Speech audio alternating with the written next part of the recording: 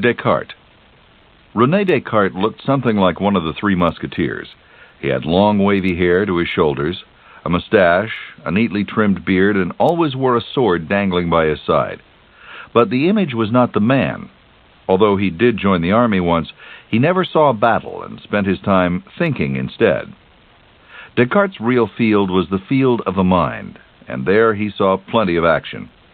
Within that mind, he battled against ignorance and tradition, and rose to the ranks of heroism as the greatest philosopher of the 17th century, and one of the most influential thinkers of all time. Descartes, who's called the founder of modern French rationalism, is perhaps most famous for his declaration, "Cogito ergo sum," I think, therefore I am. But there's another comment, one that better defines who he was and what motivated him. It was his statement that there is nothing so far removed from us as to be beyond our reach, or so hidden that we cannot discover it. Descartes was more than a philosopher. He was also a gifted mathematician who invented, among other things, analytic geometry and expanded algebra. But in spite of his mathematical genius, it was his writings and ideas in philosophy that gained him immortality. His greatest achievement is that he's considered the first philosopher to clearly show the difference between mind and matter. He developed a system of philosophical thought that divided the world into two realms, the non-material, or God, and the material, or physical. He held that reason and science could only be applied to the material world, and that problems of theology and politics, or church and state, were not to be investigated. This way he helped introduce the age of reason and science, without threatening the political and social structure of 17th century France. This delicate balance was upset later when English philosophy, led by Isaac Newton and John Locke, was imported to France and became a basis for examining French society, particularly the monarchy and the church. But until that happened, Descartes was the prominent voice in French philosophy. To understand the context of his thoughts, it's important to know something of the time in which Descartes lived, which were the years between 1596 and 1650. He was born in France, but spent much of his life in the Netherlands. 17th century Europe was an age of conflict and contradictions. It was a time when science was becoming more popular and religions were becoming less tolerant. Society was beginning to place its confidence both in reason and in religious authorities, two sources that didn't always blend very well. In many ways, the 17th century was the first modern century. Although there was still a wealthy aristocracy ruling over a mass of miserably poor, there was also the beginnings of a middle class, made up mostly of merchants. Capitalism and material progress were becoming evident, and so people's thoughts turned from classical traditions to the practical needs of daily life. This was also a violent chapter of history, with many wars and revolts and much cruelty. But it also had an abundance of creative geniuses in every field. Shakespeare, Donne, Milton, and Cervantes in literature. Spinoza, Bacon, Locke, and Berkeley in philosophy. Velázquez, Rubens, and Rembrandt in art.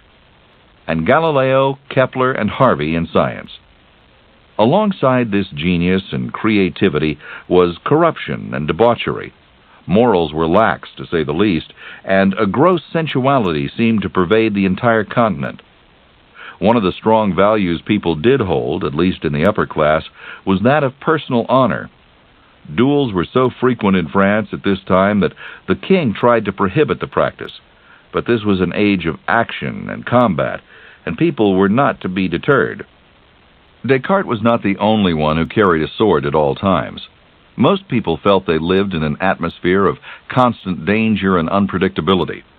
Armed bands of mercenaries roamed Europe looking for employment, and when they couldn't find any, they resorted to robbery. There was continual war between Catholics and Protestants, and both religions allowed their princes to terrorize the civilian population. As a result, neither was very popular with the peasants. In spite of a rising middle class and capitalism, the Europe of Descartes was still mostly rural and agricultural. There were only 14 cities in Europe that could be called large, that is, with populations over 100,000. Most city dwellers lived in poverty, filth, and squalor, just as they had since medieval times. People living in the country fared little better. 1/3 of the residents who lived in Germany when Descartes was born were dead 48 years later, from famine, disease, massacre, and war. In his earlier days, Descartes was often involved in the politics of his times, politics which were based mostly on war. Louis XIII was King of France, and his Minister of State was Cardinal Richelieu, the man who was the real power behind the throne. A 30-year war was waging between the Catholic rulers of Spain and Austria and the Protestant rulers of Germany, Sweden, and Denmark. Richelieu played off both sides, hoping to continue the war until everybody was so weak that France could step in and take over leadership of Europe. Descartes served in the army in the early stages of this war. France was a Catholic nation, and to Richelieu, the cause of Catholicism and France were one cause.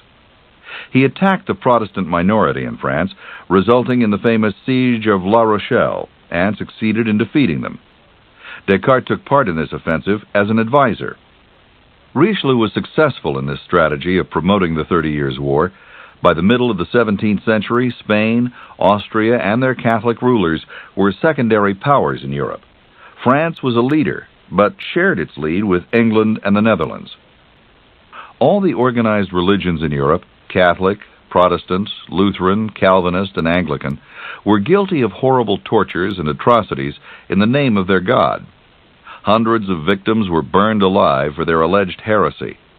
There was only one country that allowed religious freedom, and that was the Netherlands, where the state controlled the church.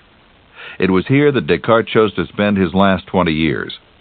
In the Netherlands, although his ideas were severely criticized, he was able to write in freedom. These are the times that gave birth to one of the greatest philosophers and thinkers of history, and his life both reflected and departed from the trends and social currents of his days. Rene Descartes was born March 31, 1596, in the small village of La Haye in the province of Touraine, France. His father was a physician, and his mother was the daughter of a prominent lawyer. She died only 2 days after his birth, and the infant Rene, fragile and suffering from tuberculosis, was not expected to live much longer. He recovered, but remained a weak and frail child. Descartes' father moved to Brittany, where he remarried. He met with great success and fortune in his career, and rose to the ranks of the nobility. Descartes was always proud of his family position, but more importantly, the wealth his father left him allowed him to pursue his philosophy and studies unfettered by financial concerns. Even as a child, it was apparent he was destined to live the life of a scholar and thinker. He had such an inquisitive mind that his father called him the little philosopher. When Rene was 8 years old, he attended a Jesuit college that was among the best schools for mathematics. It also taught literature, classical languages, history, logic, ethics, and physics, all of which Descartes mastered with ease. He later wrote of his extreme desire to acquire knowledge while at school, and his sense that, as he so modestly put it, he was not inferior to his fellow students. In fact, he was brilliant. At school, he began his lifelong interest in mathematics and his lifelong admiration of the Jesuit order. He was a star pupil and was exempt from the more rigorous regulations of the school because of his health. Due to a chronic cough, he was allowed to remain in bed as long as he wished. It was a habit that stayed with him his whole life. He did much of his studying and writing in bed, something he could easily do since he always lived alone. Although he liked the Jesuits, Descartes would later rebel against the curriculum and philosophy taught in such schools. He felt he'd been given the best education possible at the time, but to him, this wasn't saying much. Descartes felt teachers were simply passing on the opinions of the ancients without any regard for current knowledge, such as mathematics, which to him was the only knowledge that was certain. The lessons in philosophy particularly bothered him. He said shortly after, "Philosophy teaches us to speak with an appearance of truth about all things, and causes us to be admired by the least learned. No single thing is to be found in it which is not a matter of dispute, and which in consequence is not dubious." Mathematics, on the other hand, gave him clarity and certainty. Not only that, but he believed it held the truths of life within it, much as Plato had felt. Descartes said, "I do not accept or desire any other principle in physics than in geometry or abstract mathematics, because all of the phenomena of nature may be explained by their means." In spite of his objections to the education given him by the Jesuits, Descartes always retained devout religious convictions and carefully formed a philosophy which he felt confident violated none of the church beliefs. The church felt differently, as we will soon see. Although the Jesuits were among the last religious groups to attack Descartes' writing, they nevertheless placed him on their index of forbidden books after his death. When he was 17, Descartes went to Paris with the intention of spending 2 years enjoying the social and cultural offerings of the city, and avoiding philosophy altogether. But his own mind would not rest. Instead, he withdrew to a secluded house in order to devote himself to reflection and mathematical investigations. Following that, he went to the University of Poitiers and obtained a doctorate in law. But instead of starting a legal practice, he joined an army in the 30-Year War and went to Holland, refusing to accept any pay, which was just as well. Instead of fighting, he spent the idle winter months pursuing his mathematical studies. From these and later studies in math would develop his unique and valuable contributions to that field. The invention of coordinate geometry, which made it possible to determine the position of a point in a plane by its distance from 2 fixed lines, and his analytical method, by which he first supposed a problem completely solved and then proceeded to analyze the consequences of this hypothesis, thus working backwards, so to speak, from traditional approaches. For his idea of coordinate geometry, Descartes was reportedly inspired by a common housefly. He was lying in bed, as he so often did, and watching the fly buzz around the room when it occurred to him that the fly's position could be described at every moment by locating the 3 perpendicular planes that intersected at the point it occupied. On a 2-dimensional surface, such as paper, every point could be located by the intersection of 2 lines, such as longitude and latitude on a map. Today, this system is known as the Cartesian coordinates, because Descartes used to sign his work with the Latin version of his name, Renatus Cartesius. After his military stint in Holland, Descartes joined the army of Maximilian, Duke of Bavaria, and was probably present during the crucial battle in which Maximilian's Catholic forces defeated the Protestant armies of Germany. According to Descartes, he spent the 10th of November, 1619, in a room of a farmhouse in Germany, in voluntary seclusion, formulating a new approach to philosophy. He told of 3 dreams and visions he'd experienced that revealed to him the fundamentals of his new philosophy, and told him his mission was to seek truth by reason. As a result of these visions, he made a vow to make a pilgrimage to the shrine of Our Lady at Loreto in Italy. The premise that came out of his visions was to apply the methods of mathematics to philosophical questions. His goal was to free himself from all tradition and develop an independent thought system all his own. When he left the army a few years later, Descartes kept his vow and toured Italy, making a pilgrimage on foot from Venice to the shrine of the Virgin of Loreto. While traveling in Europe, he devoted himself to observations of nature and human life. At some point in his travels, he constructed an early type of robot, which he had transported home by sea. But the ship's captain looked into the chest out of curiosity and was horrified when he saw the lifelike form, which moved somehow like an automated being. Thinking it could only be the devil in disguise, he threw the entire chest into the ocean. After his travels, Descartes returned to Paris, just long enough to make arrangements for a permanent move to Holland. Paris was too distracting, and he felt a greater need for solitude and quiet. For the remaining 20 years of his life, he lived in Holland, except the last 5 months, which he spent in Sweden. He never bothered to learn the Dutch language, fearing this would be a threat to the complete social isolation he desired. Descartes never married, but he did have a mistress who gave birth to his daughter Francine in 1634. Descartes adored the child, and when she died only 5 years later, it took him many months to recover. The year before his daughter died, Descartes had completed some of his first writings on philosophy, called Le Monde, or The World. But he abandoned his book immediately when he heard that Galileo had been condemned of heresy. Galileo's book included support of Copernicus' theory that the sun was the center of the universe and not the earth, as the Church maintained. Since Descartes' work also supported Galileo, he felt it best to keep it to himself. Whether he was motivated by loyalty to the Church or fear of its wrath is a matter of interpretation. Instead, he worked out a compromise theory whereby the Earth stood still in the middle of a vortex that traveled around the sun, a theory that was accepted by many until Isaac Newton put everyone straight several years later.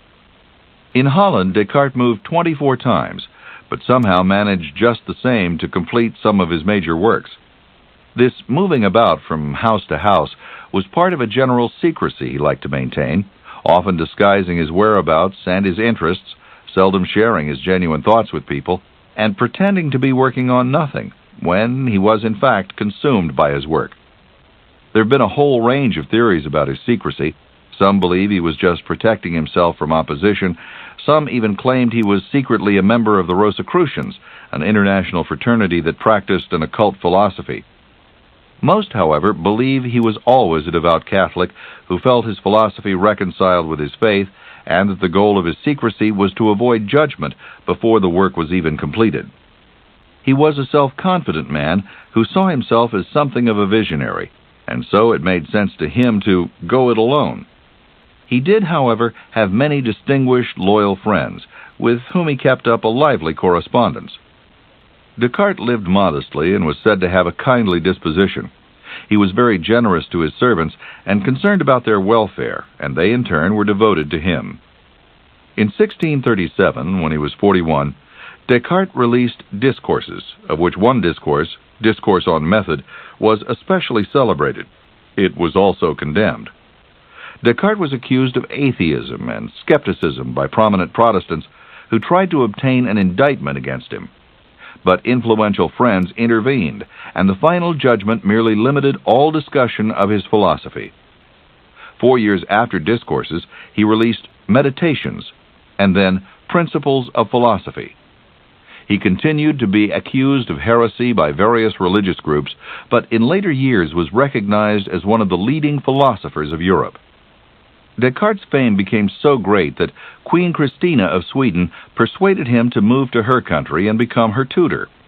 It was common in these times for European royalty to fill their courts with intellectuals, and was usually done more from an attempt to appear fashionable than from any burning desire for knowledge. Descartes accepted reluctantly, as well he should have, and she dispatched a royal ship to transport him. It seems Queen Christina was not always a receptive student. When Descartes was trying to explain to her his mechanistic theory, that is, his view that all animals are mechanisms, she responded that she had never seen a watch give birth to baby watches. The larger problem, however, was not his pupil's aptitude, but the Swedish climate and the severe working conditions imposed on him by the eccentric queen. He was obliged to instruct her at 5 o'clock in the morning in her drafty castle, even in the bitter cold of winter. It proved too much for his delicate lungs, and he came down with pneumonia. Descartes died 11 days after becoming ill on February 11, 1650, at the age of 54. He had been in Sweden barely 5 months. His body was returned to Paris, except the head, which for some reason was left in Sweden and had to be reclaimed later by his friends.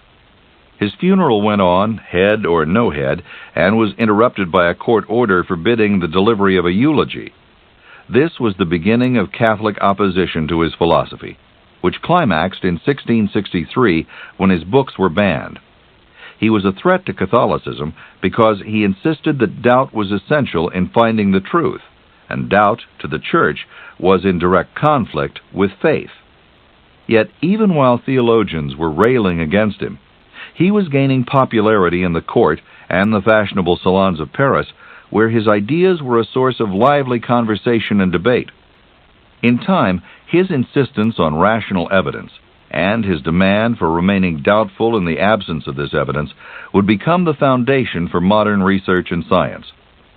Although Descartes made errors in his own scientific conclusions, for example, he rejected the existence of atoms, didn't believe in the existence of a vacuum, thought the planets moved in a circular rather than elliptical pattern, and denied the theory of gravity, his methods for attaining truth contributed enormously to the future growth of science.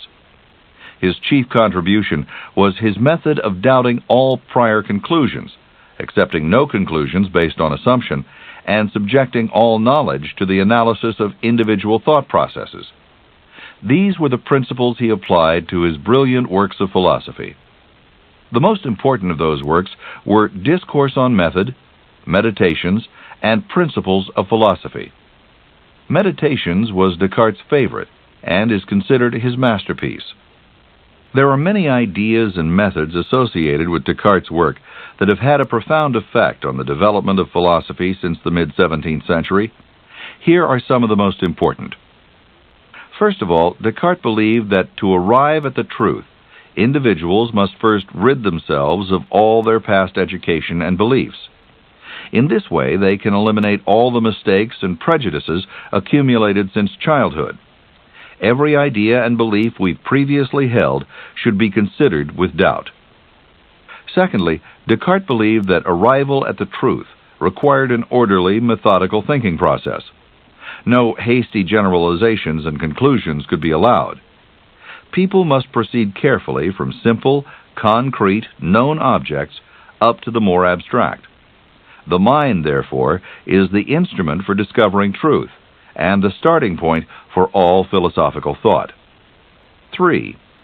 The purpose of philosophy is to analyze the content of human thought, the subject and conclusions. Every idea should be reduced to its basic elements one by one. 4.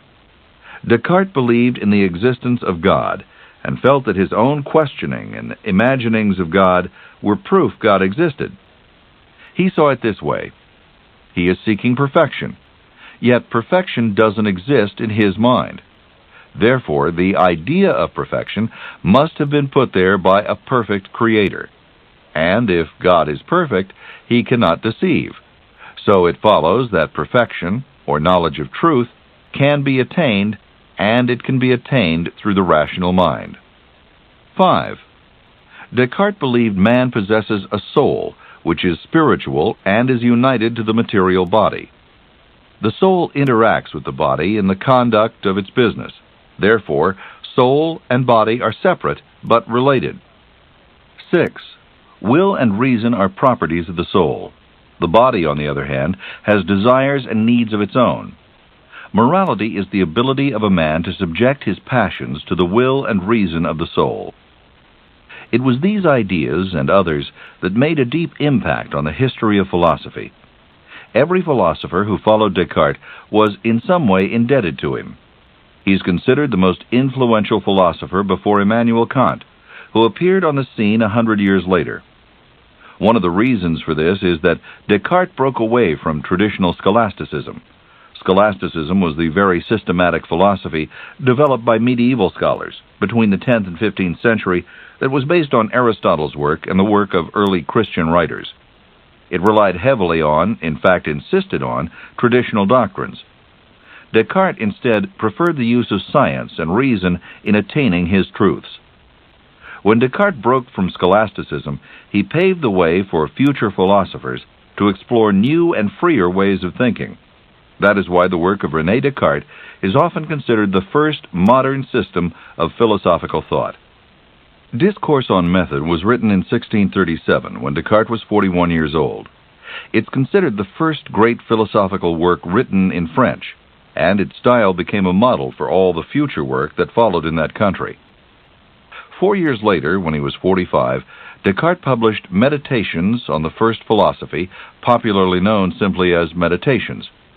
He took the novel approach of including in the book the objections of other philosophers and theologians to whom he'd first submitted the work.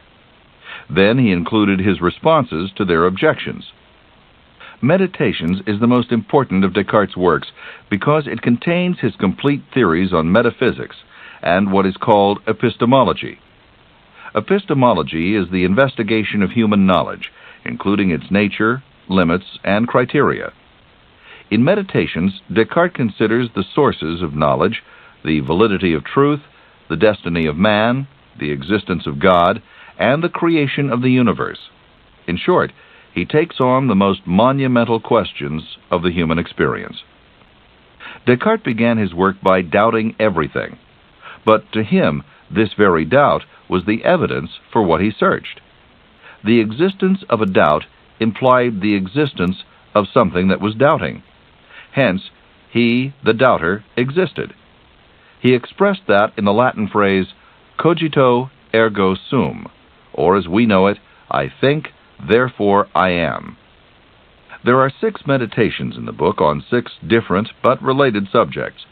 In the first one, Descartes explains the reasons for his doubts about methods used to arrive at truth. The second meditation, which is really the beginning of the important part of the book, describes the human mind. The third meditation is Descartes' famous argument for the existence of God. The fourth describes errors in methods of thought and requirements for truths. The fifth talks about the essence of man's physical nature and body. And the sixth and final meditation addresses differences between the soul and the body. In the preface of Meditations, Descartes responds to the criticism of his previous book, The Discourse, and says he's continuing with the quest he began in that book to meditate seriously on the important questions of God and the human soul. He advises his readers to try and detach themselves from prejudices and information they've gained through their 5 senses, so they can realize the maximum benefit of the meditations that follow. It is Meditation 3 that contains his renowned argument for the existence of God. In his mind is an idea of a perfect God. It's a clear and distinct idea. Clear ideas are true. Because this idea is true, he can proceed with an analysis of perfection. A thing can't be perfect if it's merely imagined in his mind. A perfect object must exist to be perfect. Therefore, the idea of a perfect God necessarily includes existence. Meditations was a work that helped establish an entirely new approach to knowledgeable thought and investigation, which influenced not just philosophy, but science and mathematics. Perhaps his greatest contribution to these new methods was the idea he put forth at the very beginning of his meditations, the idea of doubt, or as he puts it, universal doubt. It was this encouragement to doubt all we've previously learned and believed, particularly if it was based on the perception of our senses alone, that freed people to give up their prejudices and conventional ideas to pursue a more real and workable truth. Descartes put his confidence instead in intuitive knowledge, those ideas that come to us with clarity and distinctness and which do not proceed from our sensation of an external reality. Such clear ideas stimulate the will to accept them as true. Existence is something that's intuited. It's apprehended immediately by an active intellect and is therefore real. This includes his own existence as well as the existence of God. It was the method of thought Descartes used to arrive at his conclusions that so affected his contemporaries and future philosophers. First, he doubts the truth of all he's learned before. Second, he finds one certain principle upon which to rationally build all his following conclusions. For him, that principle is, I think, therefore I am. This he knew by direct intuition. It was a clear and distinct idea, and his will acted upon it to make it true. From that one fixed, absolute point, he was able to establish for himself a series of related, cumulative truths that spiraled upward and upward until he had his personal evidence for the existence of God. For some people, this evidence was convincing. For others, it was faulty, even sacrilegious. But the meticulous method and logic he created was to have a profound impact on many disciplines and was the foundation of modern philosophy. When Descartes was born, philosophy had been standing in the same place for almost 2,000 years. It was he who helped ignite the flame of knowledge that had been all but extinguished since the time of the ancient Greeks. He challenged his contemporaries to think for themselves, to ask questions, to not rely on past opinions and theories, but to use their own minds and reason to attain their own truths. His theories and methods, as creative and intelligent as they are only part of his contribution. His real contribution was in inspiring society to think again, to resume its learning, and to continue on a search that had been abandoned before the goal had been attained. This is the end of the session.